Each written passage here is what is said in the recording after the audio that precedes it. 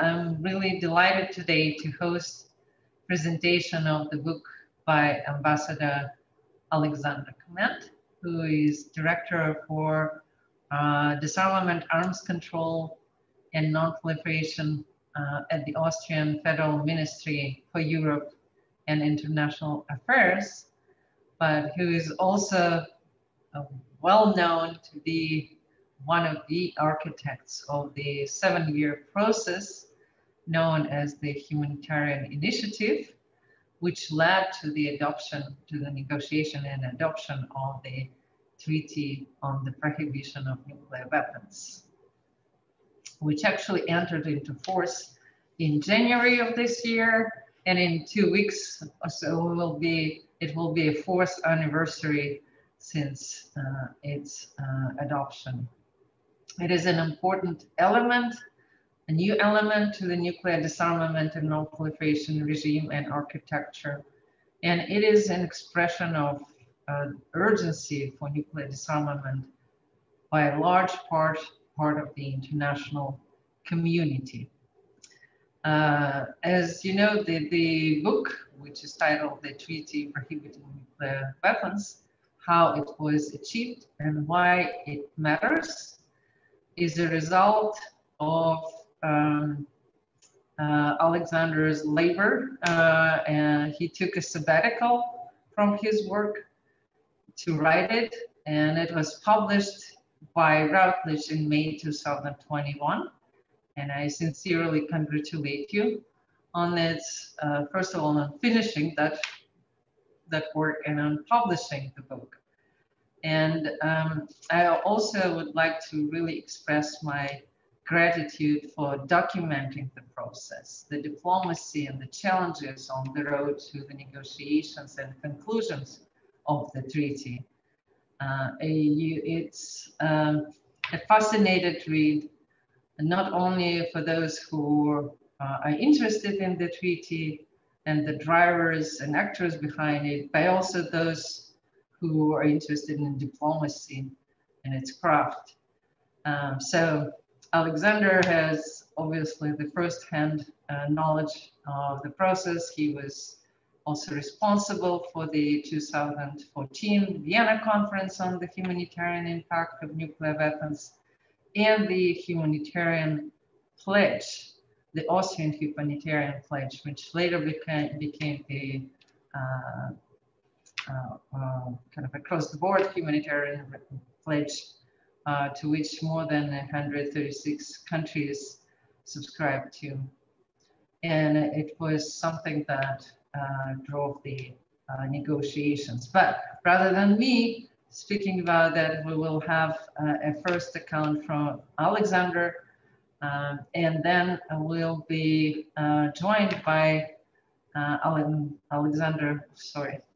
Ms. Angela Kane, who is the former UN High Representative for Disarmament Affairs and also our VCDNP Senior Fellow, who was also involved through her UN position in the conferences on the humanitarian impact in open-ended working group work, and herself is a distinguished negotiator and thinker. I'm really delighted that Angela, you were able to join us today, provide comments on the book. Before Alexander, I'll give you the floor to start. I also want to congratulate you on the recent award from the Simons Foundation for distinguished global leadership in the service of peace and disarmament. And now we've had quite a bit of people joining us, both on Zoom and in YouTube. As always, for those who are watching us, please use Q&A function to send us questions, even during the presentation. We've received already a number of questions in advance. And those of you who are watching on YouTube, please send your questions to events@vcdnp.org. Alexander, I'm delighted to have you with us today. Please, the microphone is yours. Thank you so much, Elena. Thanks a lot for inviting me and giving me the opportunity to present and discuss my book. Thanks to all participants who joined in despite the heat that we have here in Austria, at least. I would also like to thank Angela, first of all, for having read the book, and then, of course, for participating in today's event. And as you said, Elena, Angela was, of course, a witness to a significant part of this of the story that I write in the book, and also about the contestation around this debate when she was High Representative for Disarmament Affairs. So thank you very much for agreeing to participate in this discussion. As you mentioned, the book is the result of a 1.5-year sabbatical I took from the Austrian Foreign Ministry when I worked as a senior visiting research fellow at King's College in London, which was completely independent from the Austrian Foreign Ministry. So the book is purely in my own responsibility, and the views I express should not be attributed to the Austrian Foreign Ministry. So it's my recollection of the events that took place. The first thing, maybe to start, what I want to say is why I wanted to write this book. And you already mentioned a few aspects of this. There are a variety of reasons there. First of all, because the story of the TPNW, the humanitarian initiative that preceded it, and the negotiations that then took place, in my view, are a remarkable story of diplomatic history. And they, of course, important story of nuclear diplomacy as well. I was very closely involved in these events, and I felt it would be important to demonstrate and to document what has happened, and how this whole process came about. What was the genesis of it, and what was the where this initiative came from. And this is partly because it's, of course, a very contested topic, a contested field of work. And the TPNW and also the process leading to it was also very contested. And there was a lot of antagonism, even a hostile approach to it. And also part of the expert comments that have been written about it follow the same line. So because it is such a contested topic, and of course some of the most powerful states oppose the treaty, and there is, in my view, a lot of misrepresentation about how this process took place. So I felt it was extremely important to actually write down the motivations of those states that drove the process, and the thinking behind how this all came about. Secondly, part of the history of that initiative, of the humanitarian initiative and the TPNW, has already been examined a bit more from the perspective of civil society actors. And of course, how ICANN, which then of course won the Nobel Peace Prize in 2017, devised an effective campaign to mobilize states to support the TPNW. And here I want to highlight, for example, the recently published book by Ray Aitchison called Banning the Bomb, Smashing the Patriarchy. So that book looks a lot at what civil society actors did. And clearly the role of civil society, in particular ICANN, and also of the International Red Cross and Red Crescent movement, and also other experts, was extremely important in this process. But the role of states has, in my view, so far been a bit underrepresented. So what I wanted to do in the book is to focus on the perspectives and on the motivations of state actors that were behind this process. And in that sense, the book is intended to be a complement, but also a counterpoint to the perspectives that civil society has put forward. Secondly, at the outset, what's the point of the story? Why tell the story in the first place? As I said before, the nuclear weapons diplomacy is, of course, hugely important, obviously because of the important and high stakes that everything has to do with nuclear weapons, and it has always been very contested. So it's what I wanted to tell is, and you also pointed to this, is a story. It's the history that I'm telling in the book that looks at the contest of ideas around nuclear weapons and nuclear disarmament, and the places and people where this contest actually takes place.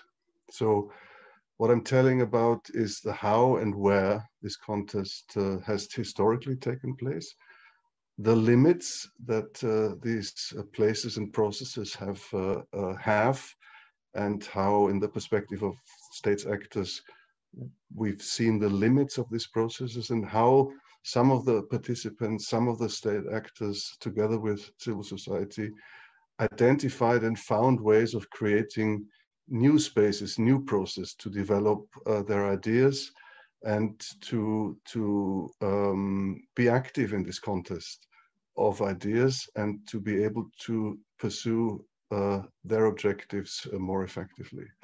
So when I'm talking about places and processes, I'm talking about the multilateral fora that exist where we are dealing with nuclear weapons, which of course is the UN General Assembly, it's the Conference on Disarmament in Geneva, it's the UN Disarmament Commission, all of this. And I'm telling the story how states, including Austria, but many others, have tried over and over again in these processes to push for progress and have met the limits of these processes and have been confronted with dysfunctionality of these processes in part, and also rules of how these processes work, which made it very difficult to actually push for progress. So to try to then, I'm telling the story how in these circumstances, a group of states together with civil society then tried to find informal and formal processes to push further this contest of ideas, because diplomacy is not an abstract, it's not taking place in an abstract way. It's, of course, it takes place in particular fora, and these fora are bound by particular rules, and the institutions work in a particular way. So what we did is we understood or came to the conviction that we had exhausted some of the capacities, and that the existing places offered. So we had to look for different ways, and this was partly informal meetings, from small group meetings to organizing international conferences focusing on the humanitarian impact of nuclear weapons, to establishing more formal places where different rules of procedure would operate, which what we did when we sought mandates through the General Assembly, where you can vote, where we established open-ended working group to be able to take some of these discussions further. And of course, this culminated then in a mandate to actually negotiate the TPNW through the General Assembly. So I wanted to explain the sort of reasons why I wanted to tell the story, but also what the story in a sort of big arch is about. It's where this kind of diplomacy actually takes place and how it takes place. And that's what I hope, as a sort of case study, makes it interesting potentially beyond the sort of more narrow nuclear weapons bubble, because it is a story of how change can be possible. Of course, we don't know where the change will then end up. That's a matter for the final analysis, maybe several years from now. But in terms of setting up a process and creating a dynamic and establishing momentum, it's an interesting story, and I felt it was worthwhile telling that. And then I think what also comes through in this process is that how dynamic it is, how it's one step forward, one step back. You adapt to, so it's not a strategy that starts at A and finishes at Z over several years. It's a dynamic process, and I think that's also an interesting story in itself. So Parts 1 and 2 of the book, it's about 60% of the book, is about the history of the humanitarian initiative and the TPNW process. I'm talking a lot about the origins, where it comes from, the credibility loss of multilateral nuclear weapons processes, sort of from the second half of the 1990s onwards, with the Conference on Disarmament being blocked, where multilateral fora have either been completely blocked, such as the Conference on Disarmament or the Disarmament Commission, or where agreed commitments and actions are not implemented, as is the case in the NPT. I'm developing the link of the humanitarian initiative, the humanitarian approach to nuclear weapons, to similar human security, humanitarian law-based approaches that had been applied to other weapon systems, namely anti-personnel landmines, cluster munitions, but also other processes, in a way, a broader discussion on the concept of security. So when we talk about the humanitarian initiative with nuclear weapons, we're actually talking about applying a certain way of approaching a weapons issue that had already been tested before nuclear weapons on other weapon systems. So the particular story of the humanitarian initiative, one can maybe argue when the starting point is, but I'm starting to tell the story really from 2010 onwards, from the 2010 NPT review conference, which takes place in a way in the wake of President Obama's Prague speech in 2009, and expectation that some progress would be possible. The ICRC President Kellenberger at the time, he gave a very important speech in Geneva, focusing on the humanitarian dimension of nuclear weapons. And the review conference agrees on an action plan, and several states, I would name specifically Norway, Switzerland, a few others, point to the importance of looking at the humanitarian dimension of nuclear weapons.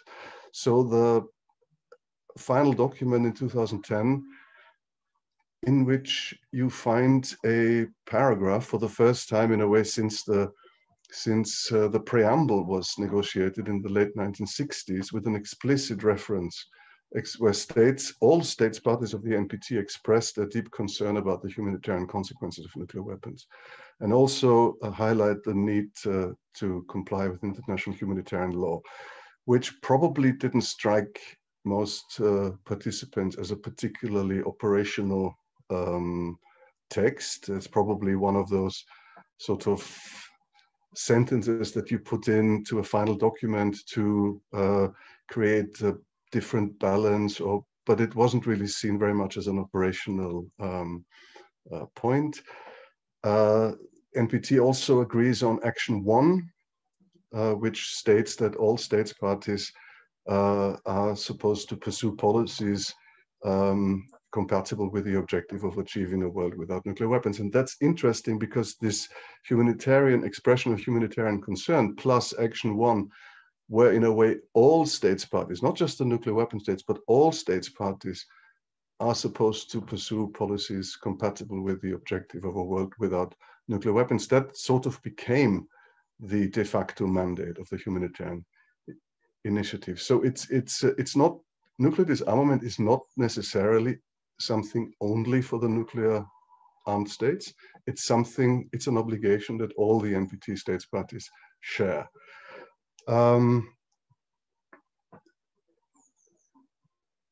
The action plan is adopted, but actually the energy that we felt in 2010 is not carried forward, and the implementation more or less immediately is lacking. So there is an interesting twist that the action plan was supposed to show actionable progress and therefore be important. The action plan didn't achieve that because there wasn't that much progress, but it served the same purpose in the reverse sense. So you had an action plan which was not implemented, and therefore it became the benchmark for lack of progress. And what I'm trying to develop in the book is the sort of parallel development. On the one hand, pushing for the implementation of the action plan, which is not happening. And in parallel, this focus on the humanitarian dimension becoming something that more and more non-nuclear weapon states actually feel this is something we should focus on. So I'm putting a lot of emphasis on discussions that took place around second half of 2011. And I'm highlighting one meeting where I participated, which took place in the UK, where a small group of diplomats together with civil society actors actually talked about what would be needed to really push for progress. And that meeting, in my reading, was very consequential, because much of what we discussed in this meeting and much of the conclusions that we drew and the aspects that we highlighted were later carried through and became part of what the humanitarian initiative turned out to be. Part of it was that we need to focus on the humanitarian aspect much more. We need to put out there the idea of an instrument that would be linked to international humanitarian law to help generate the discussion and to help focus minds. We need a very coordinated civil society action pushing for progress. So I'm not going too much into detail. I'm writing quite a lot of detail on this meeting, but it wasn't a strategy meeting for a ban. It was a strategy meeting for the kind of transformative change of discourse that would be needed to generate momentum. And I think that was quite a successful meeting. I want to highlight here the very important role that Norway played in this phase, which of course then changed once the government changed. But if you look at some of the statements that Norwegian politicians made at the NPT RefCon 2010 and subsequently, this was very much a initiative driven by Norway in the early phases, very clearly with a direction of some kind of legal instrument would be required. So only a few months after this meeting in the UK took place, was the first PrepCom of the 2015 review conference in Vienna. And by that time, you can say that there was actually the beginning of a humanitarian initiative. The Red Cross movement had adopted a very strong resolution. The International Physicians for the Prevention of Nuclear War presented a very important study on nuclear winter, which was hotly discussed in Vienna. Norway had announced the first humanitarian conference for March 2013, and Switzerland had proposed a cross-regional statement focusing on the humanitarian consequences. In the following years, this became really the sort of operational aspect of the humanitarian initiative. International conferences, this kind of formal meetings to be able to discuss these issues, statements which grew dramatically in support. We had in 2015, we had 159 states supporting a statement which was unprecedented in the UN history, plus a lot of studies and a lot of focus really looking at humanitarian consequences and risks to develop the case for a humanitarian and human security look at the nuclear weapons issue. I was also changing the consensus rule. Together with Mexico and Norway, Austria proposed in 2012 the setting up of an open-ended working group to actually discuss nuclear disarmament. And even that was strongly opposed by the nuclear weapon states. We pushed this resolution through Nevertheless, it took place. It was very substantive discussions. I talk about this quite a lot in the book. And then we had these conferences in Oslo in March 2013, in Mexico in February 2014, and in Vienna in December 2014. And we saw a very negative attitude from the nuclear weapon states towards this, called it a distraction, didn't engage in these discussions. And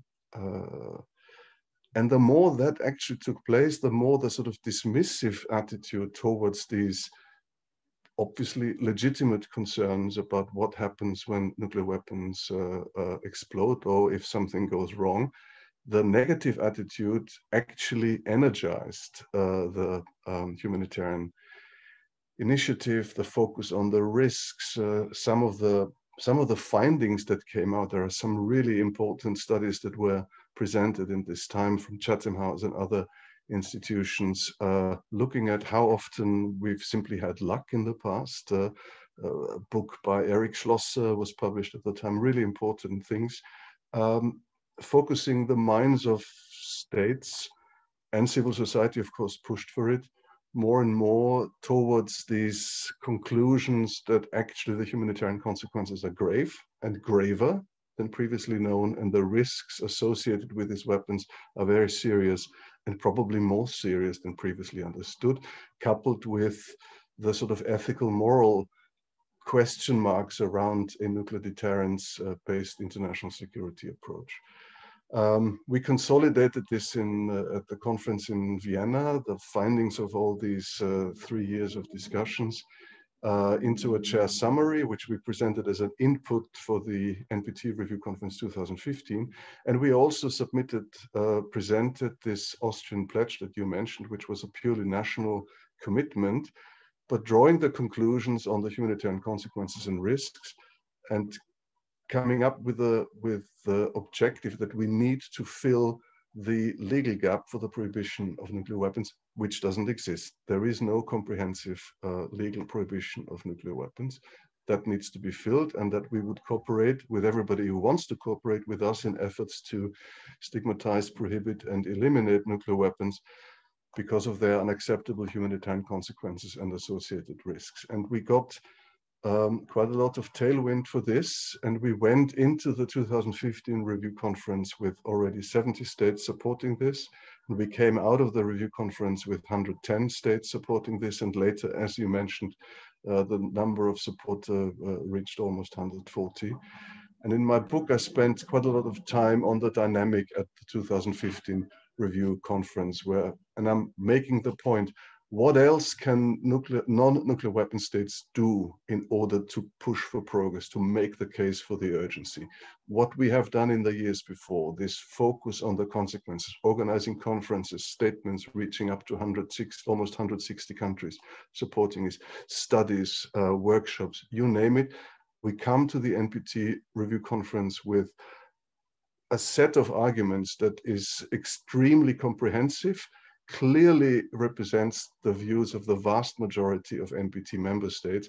And then, of course, the dynamic at the review conference is a very particular one, and I'm talking about this quite a lot. And we realized that we actually can't make the progress that we want. It's a setup, a structure that, of course, working on the basis of consensus, you cannot force anything, and consensus is not being built around what the majority of countries are pushing for. Consensus is built around what a small number of countries perceive as their supreme national interest, and we have not been able to actually achieve what we wanted at the REFCON. How much time have I got still, Elena? I need to be a bit careful with If you wish, you could speak for another 5 minutes or so. Okay, I have to speed up then.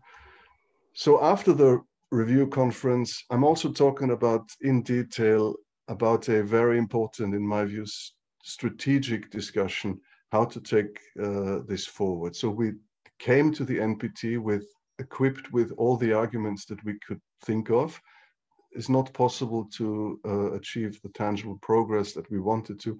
So we then went to the review, to the first committee in the following year, equipped with 4 resolutions focusing on the humanitarian aspect, and one particular one called Taking Forward Nuclear Disarmament Negotiations, which calls for a mandate to develop recommendations, including on legal effective measures, how to take nuclear disarmament forward. And we pushed this through in the first committee against very strong opposition, and we established an open-ended working group in 2016, which then, I'm sorry that I have to rush this now, but which agrees on recommendations that the General Assembly should mandate treaty negotiations.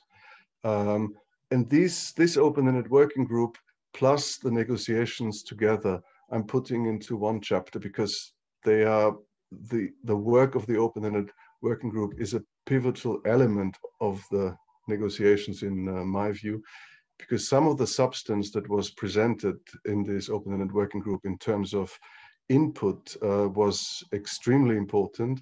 Some working papers also from states that found their voice on nuclear disarmament in the context of the humanitarian initiative was extremely important. The Pacific Island states, for example, that don't normally speak that much in the NPT were very active. I want to highlight specifically a working paper by Brazil, which of course is always very active, but a very important working paper by Brazil, which actually makes the case that what states interested in nuclear disarmament need to do now is to push for a clear, unequivocal prohibition, even if the states that have these weapons at the moment are not party to it, because you need this norm-setting approach. And that was, I think, a very influential aspect to convince many non-nuclear weapon states that that was at the time the right thing to do. In First Committee, General Assembly 2016, the recommendation is then adopted by another General Assembly resolution mandating treaty negotiations in 2017. So I've run over time, and I've not really talked about the second part of the book. So give me just a couple of minutes and we can come back. Absolutely. You have a little bit more time.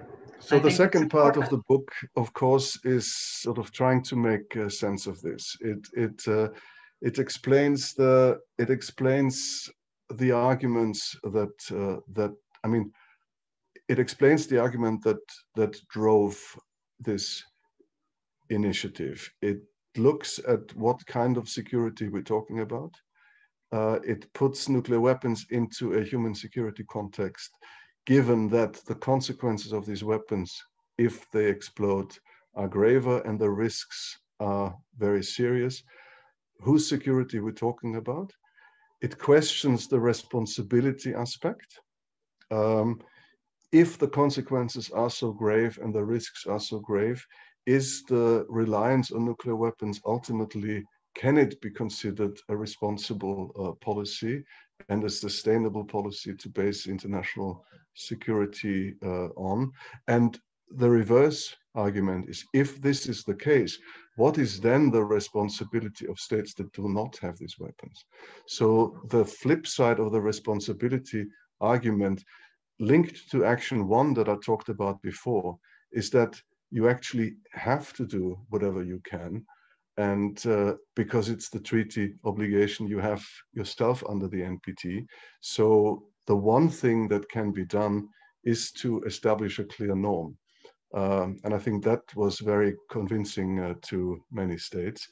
And then, of course, it's the question of legitimacy that is that sort of ensues from the question of responsibility. That clearly the humanitarian arguments and the arrival of the NPT is a fundamental challenge to the legitimacy of the nuclear weapons status quo as we see it, which of course explains why it is so contested. And then I'm going into a lot of detail as regards the counter narrative, because of course, as I said before, the most powerful states have objected to this initiative. But without going into detail, I want to make the key point I want to make is that the central element of the counter narrative is actually deflection. Because what we see is a barrage of all sorts of criticism of the treaty, shortcomings, you name it. But what we actually have not seen, and I think that is a very important point, what we have not seen is a constructive engagement with the arguments on which the TPNW rests. Because it raises, we can disagree about the legal dimension of the TPNW, but of course it raises some very fundamental questions about security and the sustainability of collective security that is based on nuclear weapons. And non-nuclear weapon states have made it very clear that they want to have this discussion, but this discussion simply has not been forthcoming. And my suspicion is that it's not been forthcoming because there is no particular interest in having the nuclear status quo challenged on the one hand. And secondly, there are actually no compelling answers. Because of course, when you go into detail about the humanitarian consequences and risks, what becomes crystal clear is that the policies of nuclear deterrence accept as a collateral potential catastrophic damage and consequences on the entire planet. And that is an argument, of course, that's a discussion that's very difficult and extremely challenging. But I think what we have seen is the so far reluctance to engage in this discussion. And if we, and I'm closing with this, if we want to move forward constructively in the multilateral nuclear disarmament and nuclear weapons discourse, I'm convinced that we have to find a way to have this discussion. We can disagree about legal aspects, when a prohibition should be pursued, but this is a discussion that is absolutely urgent. There's a lot I would have liked to say, but hopefully we can come back to that in the Q&A. The last chapter of my book looks a lot at why I believe that the humanitarian argument is a fundamental challenge to nuclear deterrence, to the logic of nuclear deterrence, but I'm not going into that now because of a lack of time, but I'm extremely grateful for the opportunity. Sorry for having been a bit long. And yeah, it's just tough to condense a book I spent a year writing into half an hour. But thanks a lot for the opportunity. Thank you, Alexander. I agree. It's very difficult, and it's a very dense. It's from the discussions that you had in the UK to the first NPT review conference in 2010. But it's amazing that in literally 10 years, this whole process went from the ideas, the discussions, the brainstorming, how to move forward, and now not only the treaty entered into force, but we also have a great account of the history behind it. And I know that Angela Kane had read your book. I did the same. Many parties were asking us where you can find the book. We posted a link to the publisher in the chat to this. Unfortunately, it's not, it's kind of, the price is a bit steep, but there are also electronic versions so you can rent it. So for those of you who are interested, please check it out. But for now, I'd really like to give the floor to Angela Kane for her comments. Thank you very much, Elena, and thank you, Alexander. I not only read the book, but I reread the book in preparation of today's meeting. And it's amazing because even after you've read it, the second time around, you find more things in it that you find extremely interesting. And I appreciate also that Alexander mentioned the charter, for example, but you also start the book by referring to the very first resolution that was adopted by the General Assembly in 1946, which actually called for the elimination from national armaments and atomic weapons, et cetera, et cetera. We know all the history.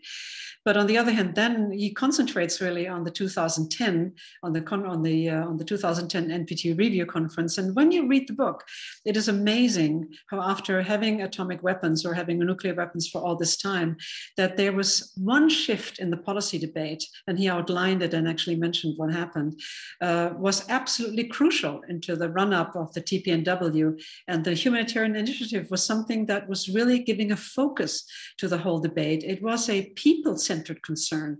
And beforehand, it had never been people-centered concern. I mean, that was like collateral damage, if I would call it that. But this people-centered concern was really the glue that held together what had really been a fairly loose constituency. And it created a special narrative. And that was really captivating. It was really powerful. And it was finally really strong enough to go against the determined opposition of the powerful military states. And he mentioned, the history of the humanitarian initiative. How did it come about? What was the process leading to the TPNW? But it's really, in my mind, it's really much more of a history. It's a primer for those who are interested in diplomacy. And it's a primer for those who sort of say, how do you actually build support for an objective in a concert, not only with states, but also with civil society and with academia? And that is, to my mind, extremely important. You mentioned already that there was a book by Ray Aitchison, which looked at it from the civil society perspective. And it reminds me, when I was in charge of a very large division in public information at the UN, there was one aspect that was called the Oral History Project. And the Oral History Project basically talked to people, negotiators, people who have been involved in major policy shifts or initiatives.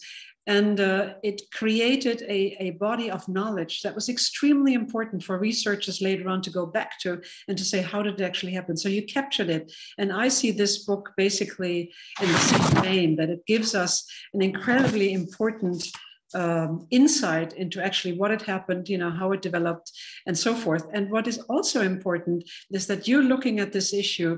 And again, to me, having looked at it from the UN side, it's a novel experience that you're looking at through the national lens, through an Austrian national lens. And the role of the states was really underrepresented, as you said, in terms of having that narrative being told. But on the other hand, what I appreciated about the book is that the book is a very personal assessment of this. You have a firsthand account that you find in it that gives you, how did these events actually develop? How did they happen? How was the policy shaped? How was it adapted in response to political developments? And there were, of course, many. And this also showed us how important it is in diplomacy to have personal networks, to have personal relationships, and to have these cooperative venture to pull in more states, as clearly Austria and the like-minded states did, to make it a much more concerted effort. And also what it showed us, and again, very important, is the level of commitment that was demonstrated on a personal basis. And that was yours, Alexander, and that was also some of your colleagues, because this was really impressive, because maybe it wasn't always in line with the government policy. Maybe you went a little bit beyond the boundaries of what was established at the time. And sometimes it was maybe even at a time of personal risk. Now, what I found also interesting in the book was that it was a very useful history of the very bleak picture of disarmament until that time, and particularly the NPT review conferences, and also to kind of say, how was the 2010, and you mentioned the Obama speech in 2009, the optimism that was already present, and how was this the catalyst, for the humanitarian initiative? And Norway's role was absolutely crucial. I myself must tell you, I was not aware of this 2011 Amersham conference that you had spoken about, with a small group that basically was the nucleus of this initiative. And also that it was really important how it really delivered. Anyway, so I think that this was a account that was very helpful to understand how many threads go into this very powerful strand that then developed. And the account of the three conferences on the humanitarian impact, which you mentioned, the Oslo, Nayarit, and then Vienna, in the end, was absolutely fascinating, because they highlighted the difference in talking about nuclear weapons in an abstract concept to something that was very, very real. And that was, as you said, you know, the humanitarian consequence, but not only that, but also the near misses, the Chatham House study that came out, Eric Schlosser, etc. You know, that was very tangible somehow. It was very, you could actually wrestle your mind with that. Whereas abstract nuclear weapons is not really something that you can feel warm and fuzzy about. And so this was something that you really could very emotional about. And that captured the imagination of a lot of the delegates. It captured the imagination of a lot of the NGOs and insiders. And this was, I really find it absolutely fantastic because it brought the issue down to a personal level, to a, you know, this is me, this is my town, this is my region, this is my continent. And this shift was incredibly important in propelling this whole narrative also forward. And what I also very much appreciated was that you covered the 2015 NPT review conference in detail, but also with an emphasis on the consensus role and on the outcome. And also, incidentally, the Middle East conference and how this basically derailed the final consensus document, which then brought the standstill in terms of what are we going to do now? What are we going to do next in terms of how we push it forward? And that detail about how do we arrive at a negotiating mandate and the reaction of the opponents of TPNW, again, I found extremely important because you have factual quotes and it shows you this cavalier and disdainful dismissal of the desire of the sovereign states to oppose the long obstruction that was held. And as you mentioned, the nuclear weapon states did not really want to commit to argue in terms of the humanitarian initiative because they rather did not wish to entail themselves in that. And what is also important that you outlined in detail the time pressure that basically you were under, or the member states were under, to negotiate this treaty. I mean, the time pressure was tremendous because there was also an effort to keep it as short as possible, quote unquote, for financial reasons, which was of course totally, torn by the hair, so to say. But on the other hand, you also point out that while the provisions may have been able to be refined more, but the end result was the unequivocal prohibition of nuclear weapons, which basically established a norm. And that was extremely important. Now, useful is also this analysis of the arguments for and against the TPNW. I think that was extremely thorough that you made, because I think that all of us at one point get involved in discussing the merits of the TPNW or demerits, depending on which side you're in. And then the importance of the civil society involvement, very important. And you mentioned Ray Acheson's book already. But on the other hand, ICANN did receive the Nobel Peace Prize and accepted it one of the Hibakshas. And I will also share with you that I learned later that the P5 states boycotted that Nobel Peace Prize ceremony. And they simply did not show up, which was the first time ever that happened, which I found very disconcerting to learn about later on. And the TPNW, I think now what has 86 signatories, 54 states parties. It is a force, it's a reality, and it cannot be shoved under the tables, which is why it's so helpful to have the arguments for, against, what are the merits, what are the demerits. But it is not only for the nuclear weapon states to contend with, but it's also for the nuclear umbrella states. And that's another thing that I find very, very important that must be underlined, particularly in Europe. You have Ireland, you have Austria, you have other NATO member states, you have nuclear weapons stationed on their countries, on their land. And you have a constituency, namely the younger people, who are very much against nuclear weapons. And this is something that really cannot be, again, dismissed, or we're not interested, we cannot deal with this. There is already a debate that is going on very, very strongly in Germany, in Belgium, in Netherlands. It's something that is developing. And again, having this book and the factual contents and the background of it and the personal stories around it, I think is very helpful in this. So I hope it does find a wide readership.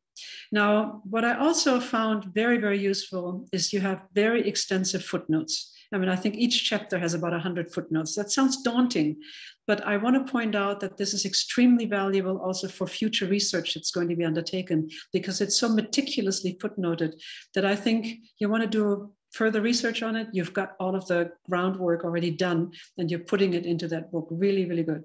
And again, and I've said this before, I think the cover of the book is extremely sober looking.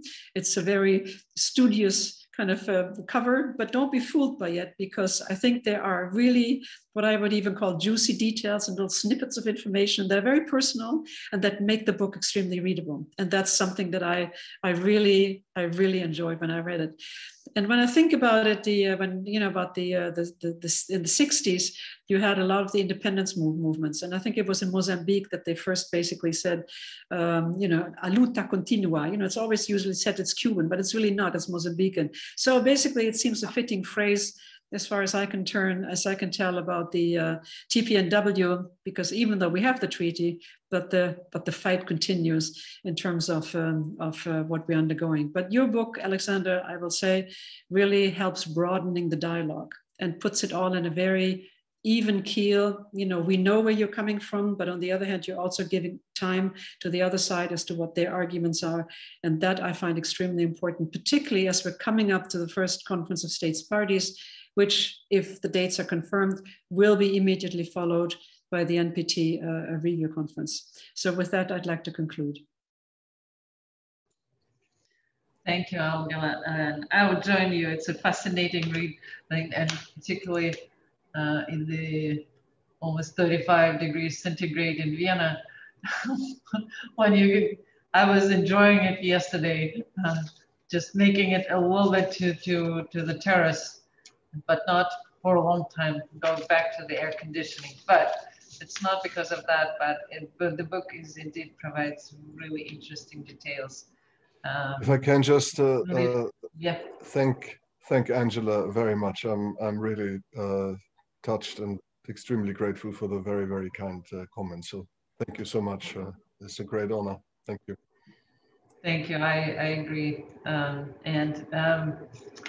Excellent comments, Angela. And Alexander, you probably, it's a daunting task for me to pick up the questions that came through the Q&A and were sent us ahead of time. But what I would wanted to say is that I'll try to compile them, kind of join several questions so that we can move quickly. And Angela, you would also welcome to join if you would like to answer some of them, because some of them about the book, some of them about the future of the TPNW and the process and disarmament process. A number of questions came from Johannes Alefeld, who you probably know, Alexander. And one of the questions that he poses, which also corresponds with other questions sent earlier, are about what are the critical factors or critical steps that really account for the success of the process that led to the negotiations of the Treaty on the Prohibition of Nuclear Weapons. Then why don't we go one by one? Why don't you first answer this question, and then I'm sure, and then I will give you probably a couple of additional questions. Well, that's a very good question, and it's not easy to answer because there are many factors. I would say it's a double track that after 2010, when the energy that we hoped would go into the implementation of the action plan didn't materialize. So the credibility of the action plan implementation and the credibility of the Prague agenda went down. And at the same time, we started to focus on the humanitarian aspect, which seemed to almost sort of like you unbottle, like you take the cork out of the bottle of champagne. It provided a pathway for many states to engage on the nuclear weapons issue that traditionally feel disenfranchised in the more security policy focused, abstract kind of discourse that you talked about.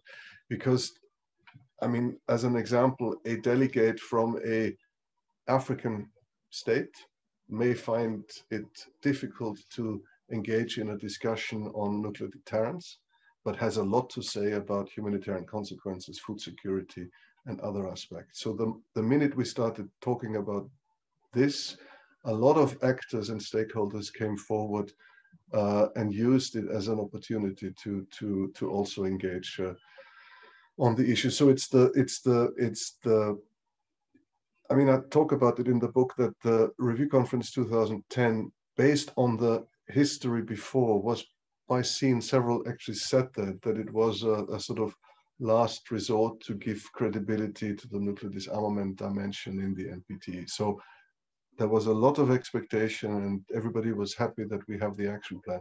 But when the implementation started to fail and the focus on the humanitarian narrative facilitated a much broader discourse, then clearly an effective civil society campaign. It took ICANN a lot of internal discussion to shift from their traditional nuclear weapons convention, which would be this kind of Magnus treaty that would cover everything, and therefore it was always seen as an unrealistic treaty, to focus on a narrower objective that you need to set a norm. So the logic of setting a norm, similar like you do with the Chemical Weapons Convention or other treaties, that you first have to have the prohibition and the actual, so that creates the framework for the elimination. Once ICANN came around to that and started to campaigning together with these other developments, that triggered it. And then I would say also partly the rather unhelpful reactions from the nuclear weapon states that were counterproductive. I'm still convinced that if at least the P3 had showed up in Oslo and engaged constructively in the debate, then maybe the whole thing would have looked differently. But it was I mean, I'm writing about this in the book, there was a coordinated P5 letter to the Norwegian host explaining that basically what you're doing is a distraction. So that was a very, very negative attitude, which actually energized, which was pivotal to give the more political dimension to this. So there would be other things to say, but these are at least a few of the key drivers, I would say. Thank you, Alexander. Then there are so many questions related to the engagement with nuclear weapon states. But more looking forward, not about the engagement during the negotiations. First, questions related to your views on the possibility of potential for nuclear weapon states, including those who are outside of the NPT, like India, Pakistan, and others, to actually join the treaty on the prohibition. Related to that question is, you devote a very significant part of the second part of your book on the debate about deterrence and disarmament discourses. But the question that is asked there is, how do you actually engage them in the debate? What are the prospects for that? And what role do you see who could play the role of a bridge builder, of bringing that discussion, bringing the two parties to the table?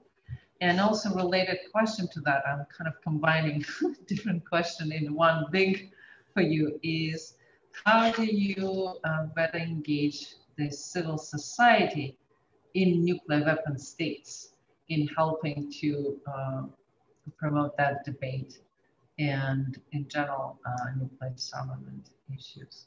So I'll stop here. It's a lot of questions in one, and I'll let you tackle them, and then try to combine another set of questions. The TPNW foresees two pathways for nuclear armed states to join.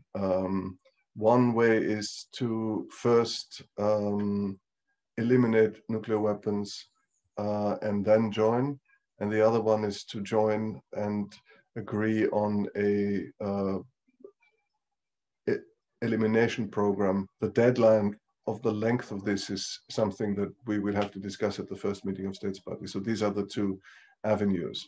I want to sort of bring in here already the often voiced criticism that the TPNW does not falls short on verification. I just want to refute that. It was deliberately done. It's a framework treaty. It would not have been serious for us to develop detailed verification procedures without the participation of nuclear armed states. So that is clearly foreseen as a future additional instrument that would have to be negotiated. The TPNW provides the framework for states parties for nuclear armed states to join, and then the verification and elimination dimension is subject for further legal instrument. Now, the second question was how to engage the nuclear armed states, basically. Yeah. Who do you see could play a kind of bridge building role? How do you engage them?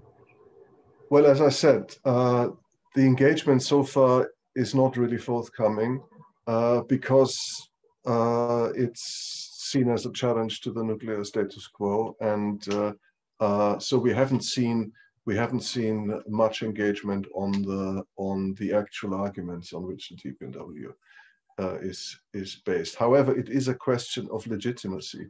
Even if I don't make the argument that this is customary international law, because it is not yet, that's very clear. It's a very clear demonstration by a growing number of members of the international community that the current nuclear weapons status does not enjoy legitimacy anymore.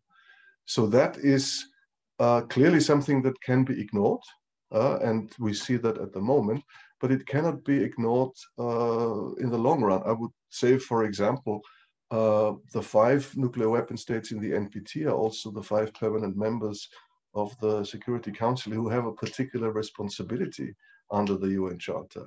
If part of the policies that are pursued by those same states, you have a very clear verdict by a growing membership of the international community that there is a problem, well, it's better to engage in a dialogue to redress that. So this is not something that we can force. We can only make the argument. But I think every ratification of the TPNW, even by the smallest state, is a demonstration that that the norm of the TPNW and the rejection of a nuclear weapons and nuclear deterrence-based view of international security is no longer seen as legitimate. So this is a process, and of course, in the foreseeable future, I guess that the focus will be on the states that are supportive of the TPNW. So you raise the number of countries to join, and of course, the opponents will do their bit, as you see, a very aggressive campaign to discourage countries to join the TPNW. But the number of countries will nevertheless join, and at the same time use every opportunity to make the argument. And we have seen just recently polls published of the perceptions of the population in Europe, for example, and the overwhelming majority of the people would be in favor of joining the TPNW. So once you take the nuclear weapons discussion out of obscure expert circles in a language that nobody understands, once you engage in a broader societal debate and you make these points on the consequences and risks, and what is it when I say the consequences? We're talking about environment, we're talking about climate change, we're talking about food security, we're talking about health, we're talking about the economy. These are all important elements that people can connect to. Once you get this discussion going, I'm optimistic that the attitudes will change. And there, I say, that's my personal view, even if states don't join the TPNW, if the TPNW contributes to a discussion and to a policy shift and to some concrete progress, that's already a good thing. So I'm actually optimistic. I'm very optimistic about the transformational potential of the arguments, and that's what we can do, and that's what we will do, is to push the arguments. And the last question on civil society, I forgot. I think the question was about how do you engage the civil society in nuclear weapon states? Well, precisely as I said, I mean, every discussion, every panel discussion, every opportunity to make the arguments. Is that really acceptable in the 21st century to base our security on the complete destruction of the civil population of an opponent, taking the risk of being destroyed completely oneself? That's a very fundamental question. And of course, it's something that we don't like to have this discussion, because we much rather worry about what we'll eat for supper tonight than to contemplate the end of the world. But that's the discussion that we have to have. And I see that Angela wants to speak. I'm sure she has some points to make on this as well. Basically, what I just wanted to add, because as I said, I mean, I think the book is very timely. I mean, not only because it was recent in terms of what you told us about what happened, but also in terms of the future. And what I find extremely important is that, first of all, the TPNW gives an alternative now. We didn't have an alternative before. There was only the NPT, but there was no alternative. And I think it gives an option.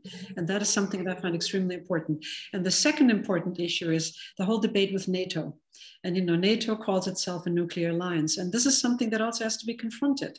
You know, now there's going to be a new strategic approach, etc. So I think that the next, you know, months, next year are going to be extremely important in terms of the debate. And the more people are weighing in on that debate with a considered good, well-founded opinion, the better it is for this. And that includes obviously also the younger people, who I'd like to see speak up a lot more. And I do see the speaking up more because they get more engaged. I mean, ICANN has really grown to be quite a force. And so I think that is something that is very positive. Thank you. Can I just hot pursuit to what Angela said? Of course, I agree fully with what she said. I would just not put the TPNW as an alternative to the NPT. In our view, it's not.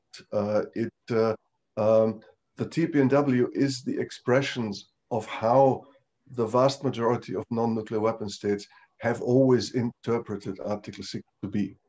And we've managed to put this into a legal treaty. So from our perspective, it is fully compatible with the NPT, and it's actually an effective measure to implement the NPT, just like there are other legal instruments that have been required to give implementation to the non-proliferation aspect. So the TPNW is a complement to the NPT, but of course it's not, obviously not the interpretation of Article 6 that the nuclear weapon states have been pursuing. So we're making it clear that the majority of non-nuclear weapon states sees Article 6 as something that needs to be implemented. Thank you both. And that actually an excellent segue to a second kind of set of questions that are coming in. And Alexander, Angela, you would recognize many of the names, Tariq Rauf and Ambassador Soltani and Daryl Kimball from Arms Control Association. You already started, Alexander, speaking about the relationship between the TPNW and the NPT.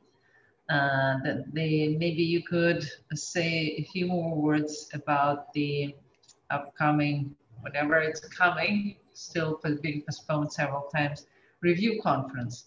This is the first time the review conference will take place after the TPNW was negotiated and entered into force.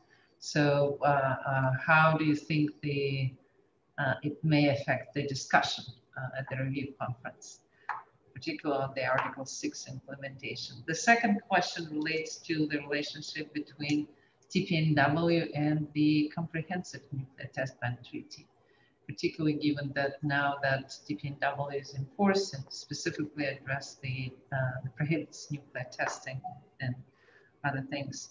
And the next question, and I know it's a lot, but a lot of really good questions, is the relationship with other initiatives that look at the disarmament as the goal, including some of the initiatives that were established relatively recently, within like 5-6 years. First of all, the creating environment for nuclear disarmament initiative, and then more recently the Stockholm initiative, the stepping stones. So how do you see the relationship between these initiatives?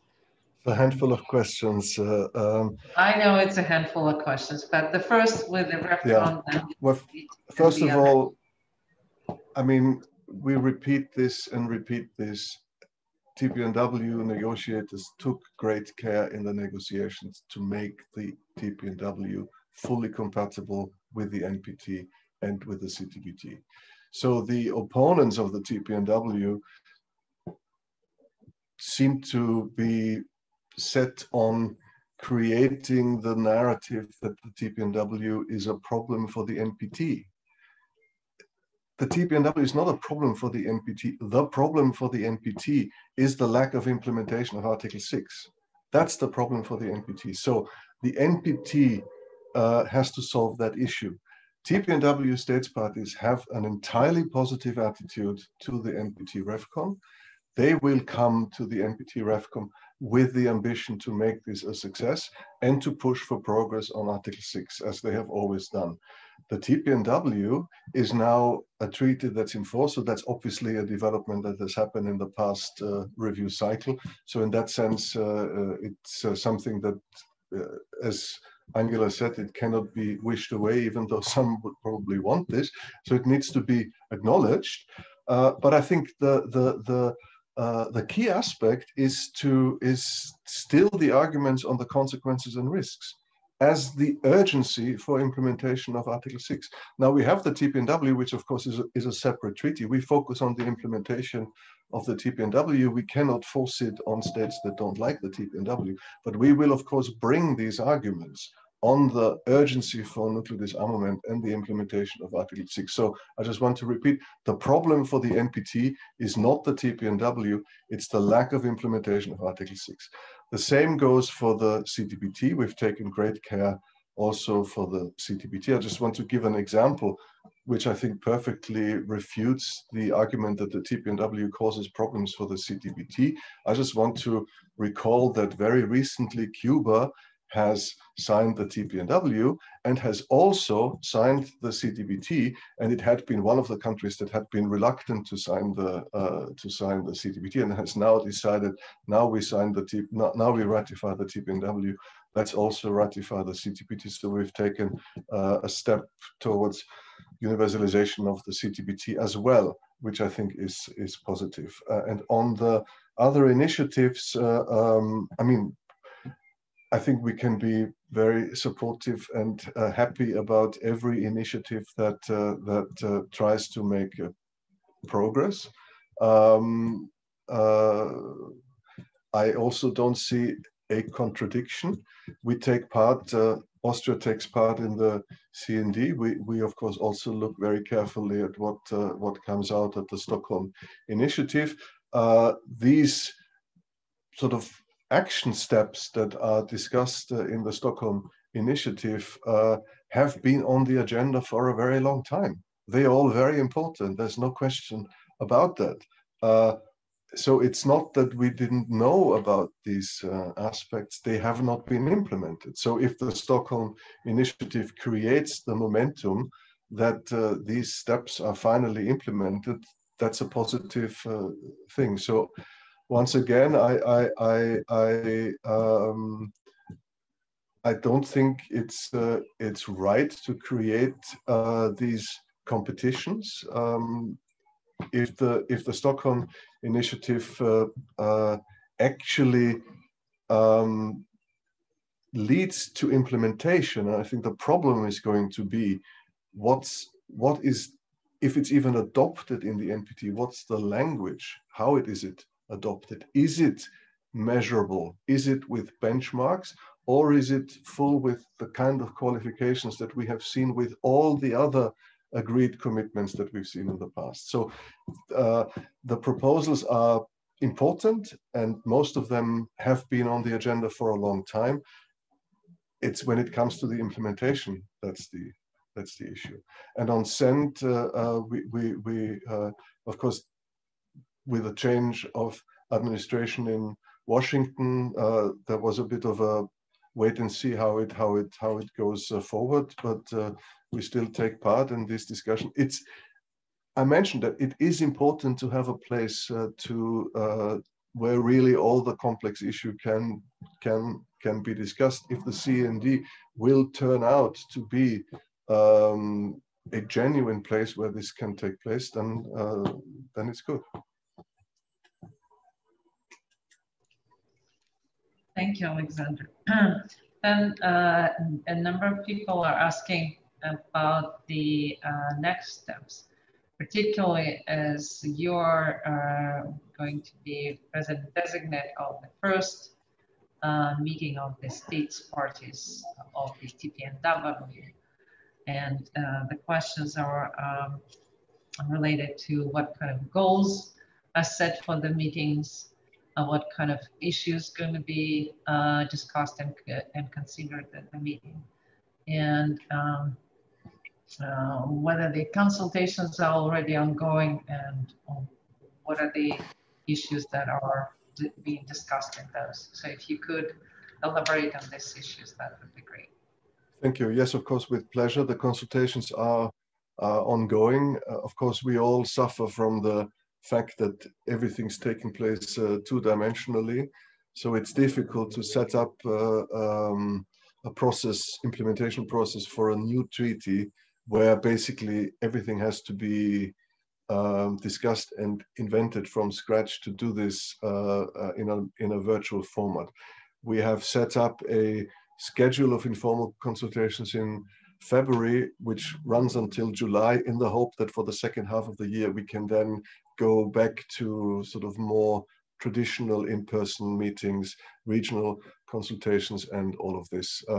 We have had very, very good, very productive informal consultations so far, going through all the issues, all the substantive aspects. I can tell you there is a very strong common sense of purpose expressed among states parties that they want this to be a seriously prepared meeting. They want to have a strong political message coming out of the treaty. There's a very strong wish to refocus strongly on the humanitarian consequences and risk sort of underpinnings of the TPNW. There's a very strong wish to look to make the positive obligations of the TPNW on victim assistance and environmental remediation and international cooperation and assistance as actionable and operational as possible. So a lot of discussion has went into that. We have to agree on some of the deadline issues related to Article 4.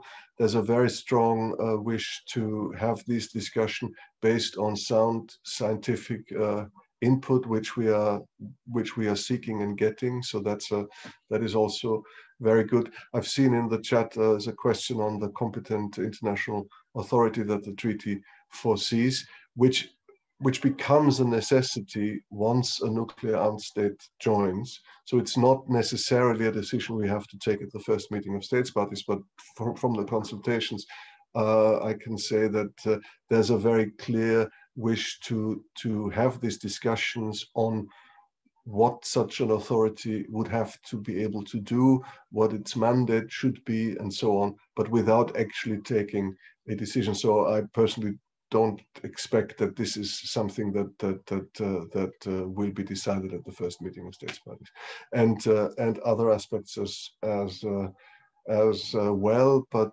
so far, there's been a very strong buy-in and very positive attitude from states parties. So we want this to make a success. And I forgot to mention, which of course is very important, from the side of the TPNW states parties, we very clearly, we want to have this dialogue. We want the TPNW to be a framework, to have a discussion on the arguments on which the TPNW is based. So the Secretary General has sent out invites to all states, member states of the UN. And of course, from our side, we would be very pleased if as many states that are not parties to the treaty would participate as observers. Thank you, Alexander. And I know that Angela will have to leave a little bit in a few minutes. There is a very good question coming from Alfredo Lave, whom many of you know, Ambassador Lave. And his question, I'll just read it out. Do you believe that on the basis of the clear incompatibility between nuclear weapon states and international humanitarian law, the General Assembly majority could go for a new consultative opinion from the International Court of Justice to affirm such incompatibility?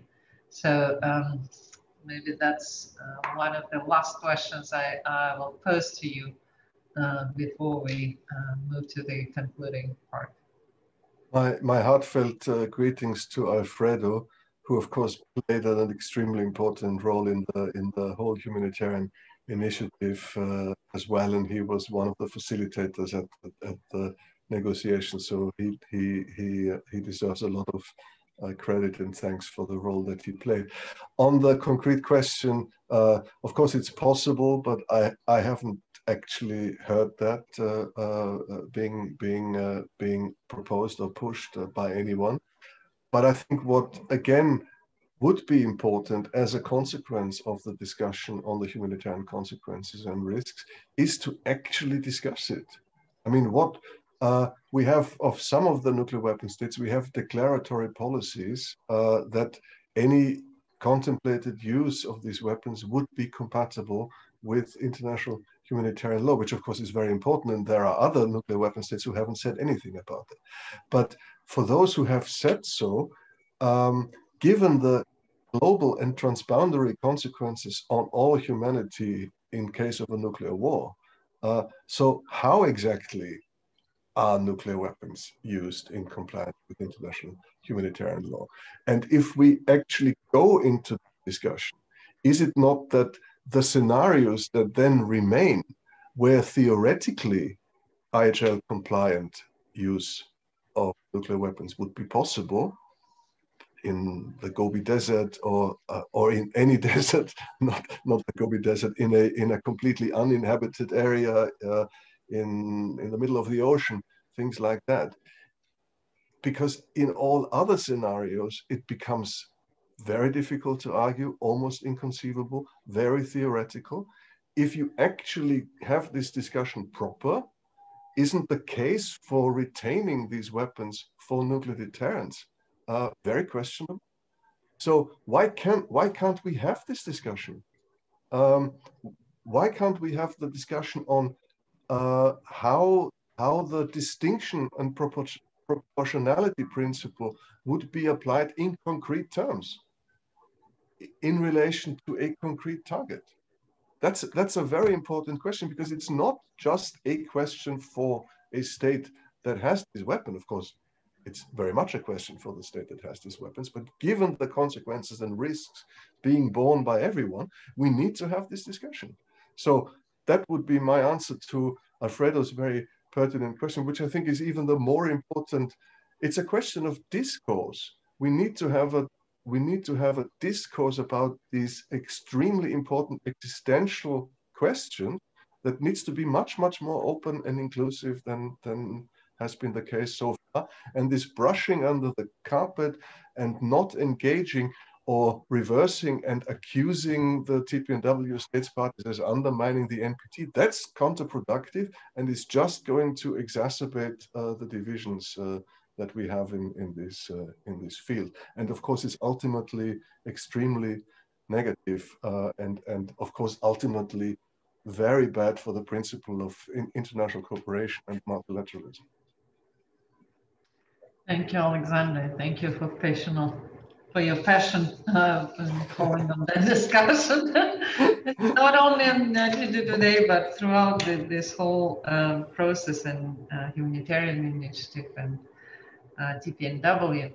There are excellent questions that came in, and I really feels guilty that I'm not able to ask all of these questions that are posed to you. I tried to combine as much as I could into a previous set of questions. That only underlines to me the great interest and the thought-provoking of your book and your presentation today. Maybe before we close it and before we end the webinar, if there is something else you would like to say at the end to our listeners, and that would be a good time to do it. You have like 1 minute or so.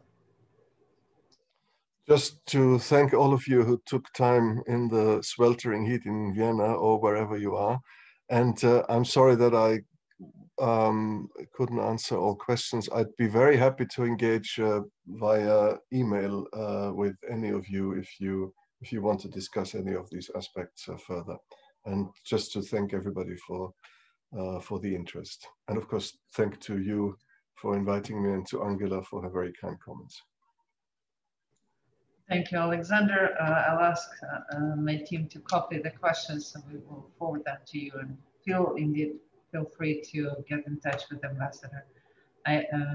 Judging by your names, many of you know him personally, but from myself and from all the audience, I really want to thank you, Alexander, for not only taking your time today to speak about your book, but for the work you've done throughout the process in looking at the humanitarian impact of nuclear weapons and in the negotiations of TPNW, and also for putting some of the most very recent stories and about the negotiations, the process, the actors, and how it unfolded on the paper. I fully support Angela's comments and really congratulate you on the book. Thank you. It's important reading, and I highly recommend many others. And since Angela left, I also want to thank her for her comments and for always being available at our VCDNP events and contributing to the work we do. With that, I would like to thank everybody who joined us today and wish you a really nice day and week, and all the best.